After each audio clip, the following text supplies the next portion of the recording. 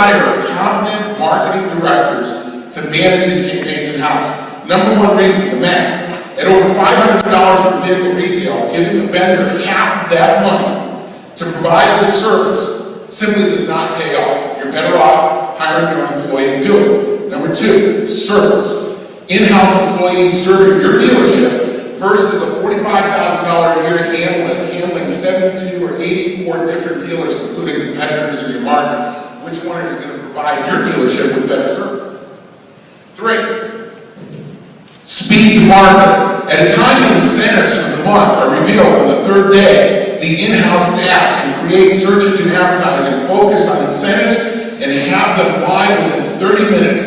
First to market will often determine the first to capture the most market share at a given incentive point. And this is something I personally experienced. Number four, return on investment. In-house talent will continuously seek and find sources of revenue and profit for the dealer. The vendor staff will seek and find sources of revenue and profit for guess who? The vendor, as it should be, because that's what they're employing. Number five, motivation. The person managing your daily campaigns, your digital marketing campaign activity, has their motivation built in before they ever spend the first dollar that you've allocated for that campaign. Employees of the dealership are motivated to serve the dealer. Vendor employees are motivated to serve the vendor that employs them. Again, as it should be. Six, technology. Vendors use multiple dealer account management software, systems such as Marin software, which I have personally used in order to leverage and extend the productivity of employees at the vendor level so that they can serve multiple dealers.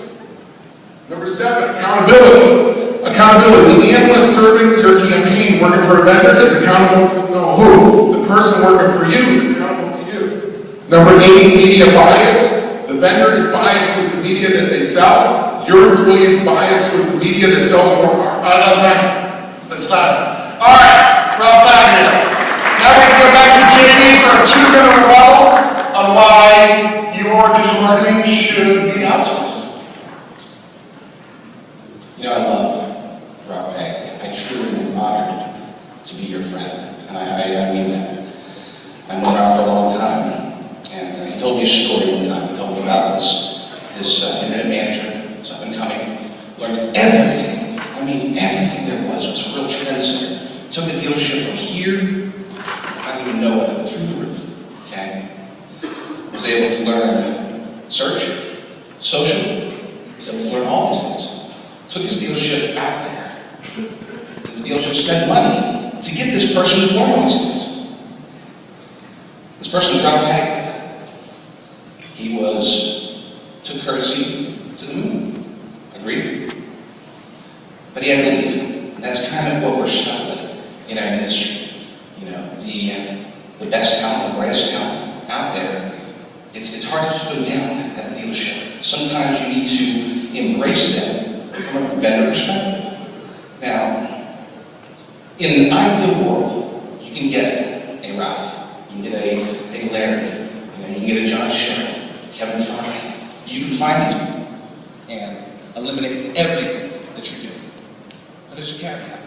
What if they get sick? What if they move on? You know, what if they go to a competitor? All that is gone. Now, I'm not going to say that vendors are the answer to everything. Again, I cannot stress this enough. You have to control your marketing. You have to control your marketing. But by selecting the right vendors to take care of those things that, quite frankly, you know, I don't want to call it keys to the castle. That's kind of what it is. To take care of search, to watch Google, Facebook, Bing, Craigslist, Yelp. There's so many things out there. Do you really want to bring all that in-house? There's somebody sitting there, and they're reading, they're trying to figure it all out, they're trying to keep up with it. Oh, they also have to do this stuff. Oh, they also have to sell the cars. Oh, they also have to make sure the website is up. They do all this stuff. Why not control from your perspective, find the right vendors. All right, that's time. The right vendors. I need my time for rebuttal here. Okay, for 2 minutes. First of all, as far as my rebuttal goes, I'm going to come right out and say I could have argued either side of this particular argument. I'm thankful to Mr. Joe Webb for giving me the side of As far as the individual talent goes, every month I visit a dealer somewhere and I train somebody to do what I did at Courtesy Chevrolet. Most recently I trained a dealer in Albuquerque. Their sales are up 40% this year. Their advertising cost is down for vehicle retail. Why? Because when you do it yourself, when you do it in-house, you avail yourselves of technology that the vendor is not even going to give you access to. The middleware software that we use to manage multiple accounts does not provide you with the full capabilities that somebody like Google AdWords does. So it's not just a question of talent.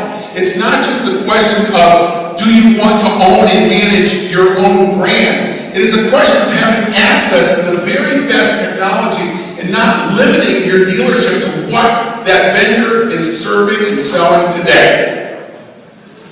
I don't disagree with using vendors for what they're appropriate to be used for, but this idea of outsourcing wholesale the management of your marketing activities for your dealership will never give you a competitive advantage. If you want a competitive advantage, you've got to take ownership. And you need to empower somebody working in your organization to call the shots and manage those campaigns and access the technology that's available at the lowest possible cost.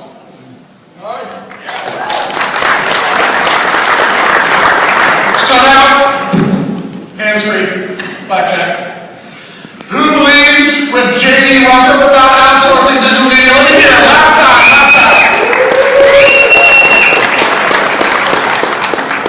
Who sides with Ralph Paglia in-house? I believe Ralph is the winner. Thank you so much. Once again, my name is Joey, and let's hear it up for Charlie. He was sitting in the wings. He said, I'll handle the timing, and he was right there whispering. I want to thank Charlie. He's been an amazing MC this entire time. He's the coolest guy. He's like that uncle you only see once a year that you love, but then he goes crazy at night and he stumbles over the Christmas tree and rips up the presents. You'll love him anyway because you have the story. Let's hear it for Charlie.